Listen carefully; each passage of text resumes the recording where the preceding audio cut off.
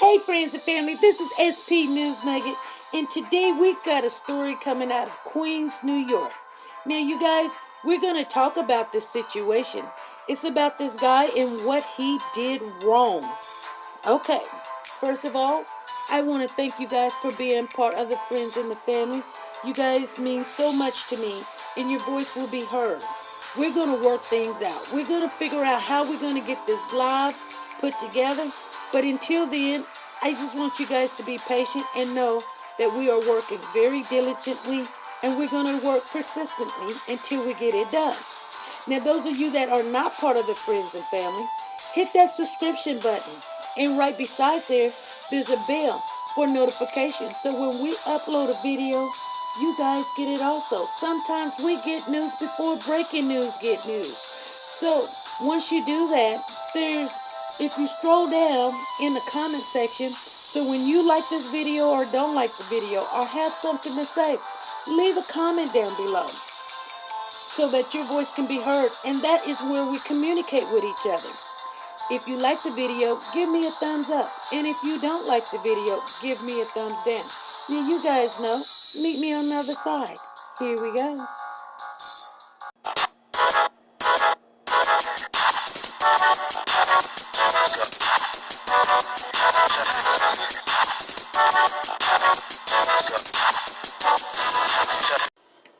Okay, you guys, we're going to talk about this young gentleman and what he did. This story is coming out of Queens, New York. Now, this young gentleman, 6:30 a.m. in the morning, snuck into this 78-year-old woman's residential house in Rosedale. Now, he assaulted her sexually. He put a pillow over her head and actually conversated with this woman as he raped her. He told her to be quiet and just accept it. And he was in love and loved older women. He even actually gave her compliments on her rear end. You guys, they have caught him, and there is due process. Now, they must have some evidence of DNA, or maybe she picked him out in a lineup. But anywho, you guys, he is charged with sexual assault. And the sad thing about this whole situation, he just got out of prison 2 weeks ago. Now, I don't know what the system is doing when they put these people in prison. Do they have some kind of therapy or some counseling that they need to go to? You know, when they're coming back into, the world, the real world, and it's not like you could just take stuff from people and sexually assault them. But I don't know how that works.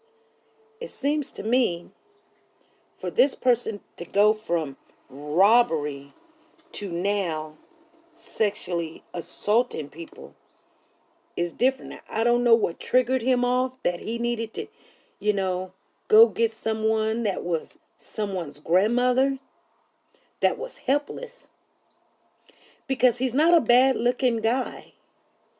And I'm pretty sure any female, or not any, but a female would be attracted to him. Maybe of his own age, but not in the 70s or 80s. But he told her that he was attracted to older women, and I guess that's what he wanted, and that's what he did. But I am so glad that they got him off the streets, because I'm surprised that he didn't do any more than what he has done. So, I mean, sometimes I just look at things like the cup half full instead of half empty. I mean, that's a good thing, because normally, people just, they make a bad decision like that. They don't stop. And they know, they know that what they look like. And evidently he didn't have it in his heart to do that, to keep going. But I mean, he's done enough.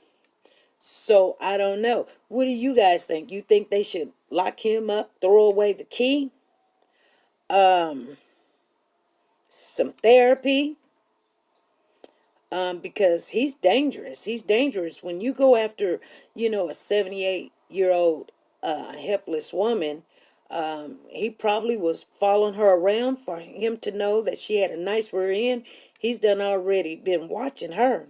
So this is kind of premeditated to do what he had to do.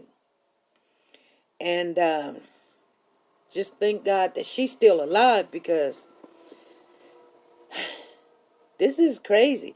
You don't never know what a person can do. They can go from one extreme to the other in a matter of a New York minute. And I mean, and they in New York, so that's quick. But there's a lot of stuff going on in New York right now, and I just don't understand it. I know there's a lot of people there, and that in itself is a problem. I never known. I mean, people would always come up and tell me, New York is a place where there's thousands and thousands of people, and not everybody has cars, and I never knew that. So, just I'm just telling you guys, I did vacation in New York. Maybe it was maybe 6 7 months ago. I went up there, and I enjoyed myself. It was totally different from what I'm used to. See, back home where I'm from, everybody owns a car. I mean, everybody owns a car. There's some people that takes the bus and taxi and Uber. Not too many. And if you don't own one car, you own two or three.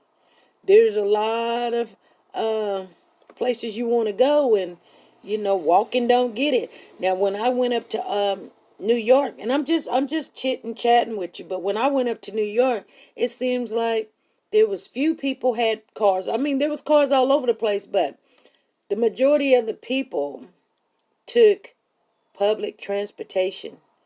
And I wanted to experience that myself. And I'm not getting off of subject. I'm going to come back to what we're talking about. But I did want to experience that public transportation, because I've never been on a subway before.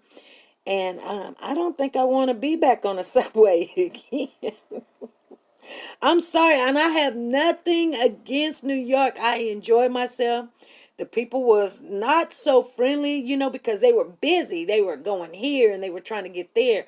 And I couldn't wrap my head around how some older people were taking the public transportation and walking to the next destination and things of that nature. And I mean, you can get anywhere in the city for a little bit of nothing, but it just seems to me it's just a whole bunch of you have to deal with a lot of people every day, whether you want to or not. Like to go to the store, you could probably go to the corner store or something of that nature. I did stay in New Jersey at the time, so we would walk to the nearest store and get what we wanted or something. But when we had to cross over into New York, we ended up taking Uber and you know whatever the other ride is, the share ride. And we had to get to A to B, and sometimes we took the bus over there. And I mean, it was cheap enough that we could. But when you have to deal with a lot of people all the time, people get to know, your ins and your outs, when you're coming, when you're going, and who's all live there and things of that nature. And I just wasn't comfortable with that, because like if I leave my house right now, nobody knows if anybody else is in this house.